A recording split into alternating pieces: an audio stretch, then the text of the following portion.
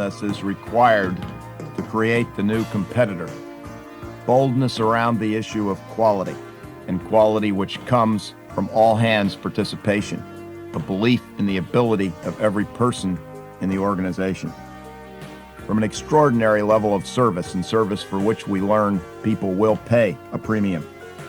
Extraordinary new plateaus of competitiveness that come from listening, just plain vanilla, intense listening to the customer, and new, heightened, bold competitiveness from faster than ever innovation, cutting product life cycles by 50, 60, 80, 90, 95%. Trying, testing, failing, adjusting, listening, getting on with it. That's the heart of the new competitiveness in shoes, textiles, and steel, in fast food, in small banks and big. It is the heart of the new competitiveness across the landscape. Well, those are the elements, but what holds it all together? The ingredient that I haven't talked much about so far is leadership. And when I use the word leadership, I surely don't refer to the chief executive officer, chairman of the board, president, or division vice president. I mean leaders at every level in the organization. I've read everything that could be read, I think, and yet the solution, if one wants to call it that, the element of leadership at all levels, in all sizes of organizations, that continues to come through is a shockingly simple one. Quite simply, we get, as leaders, what we pay attention to. Visions, themes, clarity, persistence, consistency, simplicity are the key words when it comes to leadership. I read all these books about managing up and managing laterally and managing diagonally and managing God knows how, and power struggles within the corporation and forming winning coalitions. And I guess it's all important, and I'm not naive to the world of internal politics. I've spent my time working in Washington and for big corporations. But that's not really what the distinctive institution, public or private, is all about. The distinctive institution, and again, I could be talking about an accounting department within a large organization, or I could be talking about a Boy Scout troop, Girl Scout troop, or Cub Scout troop, or a single factory, or even a shift within a factory. The distinguishing feature is a leader, a person who cares and lives a simple, practical theme. There's a business strategist who I've heard speak on many occasions. His name is Mike Cammey. He started his career in Xerox and moved on to IBM, and now is one of the highest paid people on the lecture circuit. I guess I've heard him speak many, many hours on several occasions. And there's one word that I learned from Cammey that I have subsequently fallen in love with and appropriated from him. And that is the word uniqueness. What's special about your department, your division, your plant, your sales branch, your product development team, your store, or your corporation, as the case may be? Cammey boils all of the millions, doubtless, of pages of strategic complexity down to this one issue. What's unique? What's special? Can you state what's special about your group or your company or your fundraising effort? Can you state it in 25 words or less? Preferably less and much less. How about 15? How about 10? What's unique? A fellow who teaches at the Harvard Business School by the name of Tom Bonoma wrote a book on executing marketing strategy that's one of the top half dozen marketing books that I've ever had the privilege to read. And his comment about this whole issue of themes and values is he said it doesn't really matter much what the value is as long as it's commonsensical and simple and clear, and the meaning of it is shared throughout the organization. Bonoma goes on to analyze a company that's one of my favorites and has been for a long time that I've mentioned before, Frito-Lay, the nearly $3 billion potato chip company, growing fast and making, as we stated, well over $400 million in pre-tax profits. Frito-Lay has a simple dogma: service to sales. The heroes are the salespeople. They talk internally about the salesperson's bill of rights. They've got it down pat. It's clear.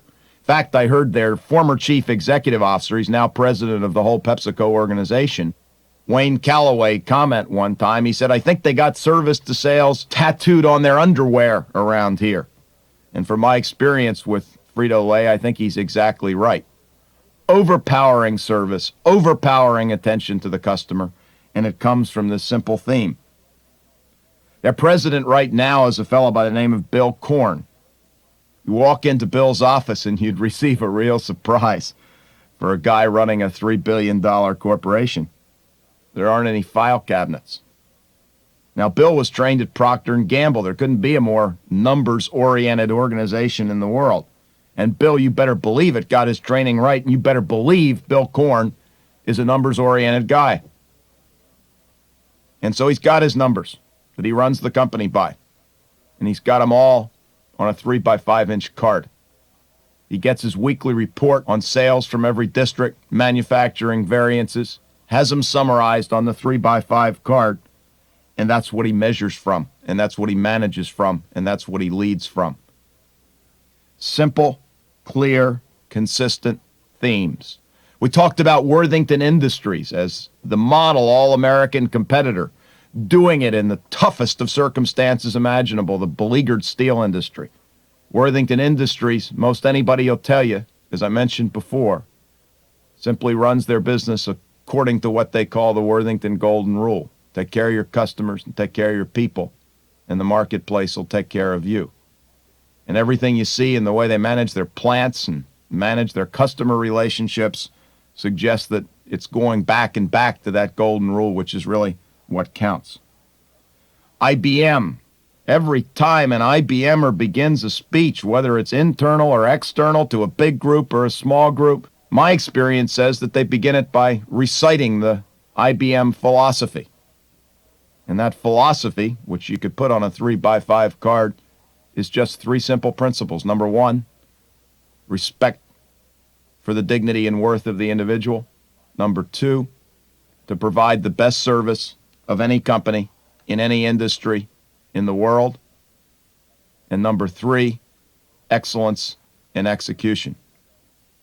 Several years ago, a colleague of mine and I at McKinsey & Company, the consulting firm where both he and I worked at the time, developed the notion of a guiding principle, or the really complicated academic term for that, the superordinate goal, the overarching goal that describes quite simply the organization's philosophy.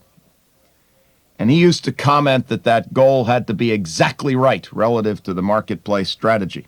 And I used to disagree with him and say that it had to be more or less right, but the real point was that it had to be inspiring and succinct and talk about one of the major themes in the corporation's effectiveness, its element of uniqueness, its approach to doing business, like the service to sales and the focus on the customer at Frito-Lay. Well, recently Forbes had an analysis of the big players in the retail industry, and they talked about the Dayton Hudson strategy. Dayton Hudson, the $8 billion Minneapolis retailer, is doing extremely well. And the comment that Forbes made was the point about Dayton Hudson's strategy is not so much which segment of retailing they chose, but the fact that they chose a segment, period. In other words, again, it's not so much the technical accuracy or the sophistication or the microeconomic brilliance of the strategy, but the fact that you've got a simple, clear, articulated theme that comes through to everybody involved. When you see a company fail, in my experience, no more than 3% of the reason is ever the choice of a rotten strategy. The problem is the execution. And execution is a people function, 100.0%. And effective execution comes only when everybody buys in, agrees, cares about, and is inspired by the simple theme or the simple value that marks the organization. I've stated on many occasions that amongst multi-billion-dollar companies, I have a favorite. And my favorite multi-billion-dollar company in the United States, or in the world for that matter, is the 3M Company. And I love them because in a time where we need to be reinventing ourselves so regularly, 3M is the number one perpetual motion machine in corporate America that I've observed. Incredibly entrepreneurial, particularly, to put it mildly, for a $9 billion company. Well, 3M lives by a simple doctrine. And their simple doctrine is that whether you are in the oldest, crummiest, doggiest, most beaten segment of the market, or whether you're in the fastest growing, most exotic segment of the market, you have to have the same very high share of your last 3 years' revenue come from new products that were introduced to the marketplace. The theme at 3M can't be missed. It can't be missed by a 2-week on-the-job new engineer, nor a 20-year on-the-job factory manager, nor the chairman of the corporation. It's in the air. 3M smells of the focus on rejuvenation and regeneration. It's simple. You can state it in a sentence, and it is the very heart of the strategically brilliant success of the 3M Company over the decades. The single sentence that sums it up for me is, attention is all there is. Over the past 7 years of working on the excellence material, my primary mentor, if I had to choose but one, is clearly the former chairman of the Dana Corporation and former dean of the Stanford Business School, Ren McPherson, about whom we wrote so much in both In Search of Excellence and A Passion for Excellence. Ren's telling comment long ago to a classroom full of Stanford MBAs is he said, don't forget, when you put on the hat of manager for the first time in your career, you give up doing honest work for the rest of your life. You don't drive the forklift, you don't answer the phones, you don't make sales calls on a regular basis, you do nothing of direct economic value to the enterprise ever again. All you've got left, therefore, McPherson said, is your calendar, or the way you spend your time. I mentioned before that when Roger Millikan decided to shift gears and focus on the customer, the way that he signaled it once and for all to his organization was to begin spending 80% of his time with customers. The same thing holds if you're running an order entry department of 7 people. If you're serious about achieving a new level of quality, a new standard of quality, the only way that you can possibly demonstrate that seriousness is by making sure that 50 or 60 or 70% of your time is focused on that one single theme. Attention is all there is, period. You are as good as your calendar. When we give our 4-day executive seminars, there's one suggestion that we put at the top of our list, the suggestion that comes above all other suggestions, and I'm going to reveal it to you in just a second, but I also want to tell you what I tell our seminar participants, and that is I strongly urge you not to listen to what I'm about to say. The suggestion that we make is that you go back and review your calendars in detail on an hour-by-hour basis, if possible, over the last 60 to 120 days.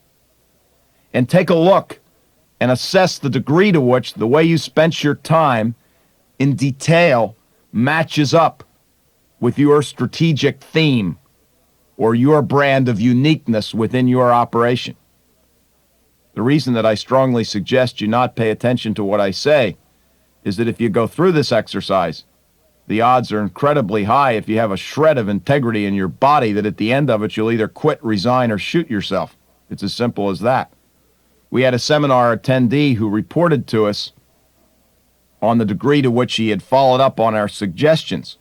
And one of the specific ones had been to review the calendar. In this case, we talked about 30 days. And here's the quote that I would offer from his letter. He said, quote, "I did the 30-day review and also did a general review of the last 8 months. I was truly shocked and saddened as the truth sank in." unquote.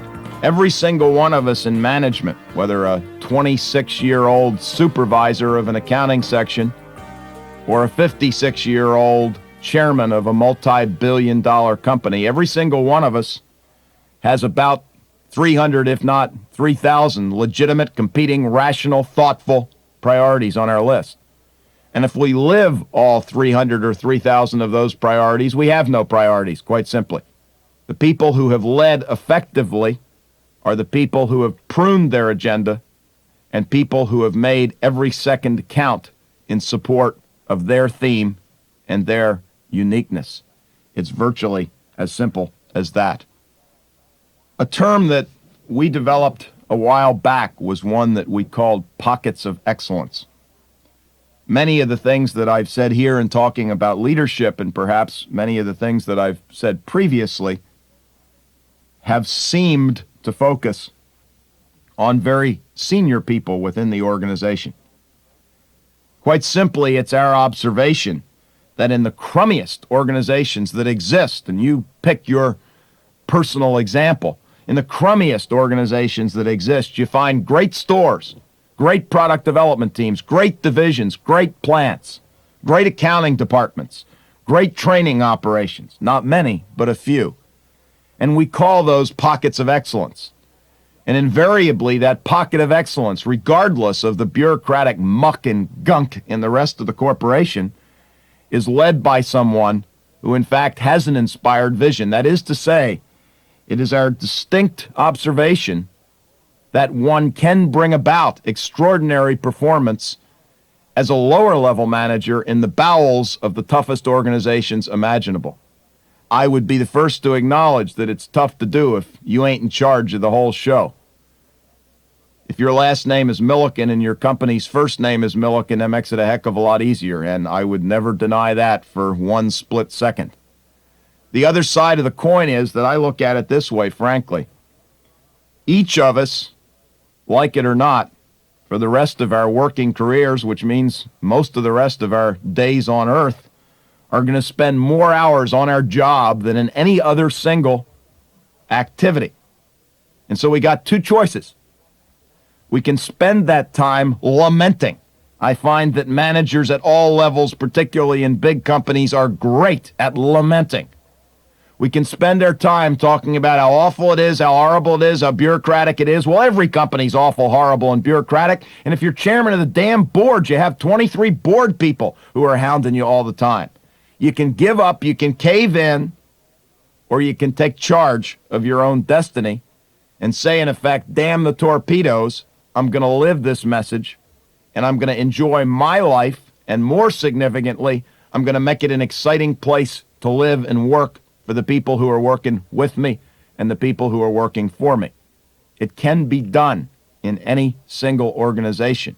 You have two choices. If you spend your time lamenting, terrific. But you know what's going to happen if your health remains? When you're 45 or 55 or 60, you're going to look in the mirror someday and you're going to say, what in the hell have I done with my life, basically? And so the option that I'm suggesting is simply take charge, live the vision, live the values, make it a special place to work. It can be done at all levels. Yes, you'll get a lot of heat, but most organizations are not entirely stupid. If we're right about the effectiveness of these techniques, if we're halfway right about the effectiveness of these techniques, you will have the finest plant, the finest store, the finest department in a store, the finest product development team, the finest accounts receivable department, the finest purchasing department, order entry department, check processing activity. You will have the finest one in your company. And what I have simply found is that even though they may hate your guts for your different style, it's highly unlikely that they're going to fire the person with the absolute top functioning part of the organization. The beautiful thing about all of the things that we've talked about at Worthington Industries and Steel, at Frito-Lay in the potato chip business, Stu Leonard's grocery store, nothing that I've talked about costs money.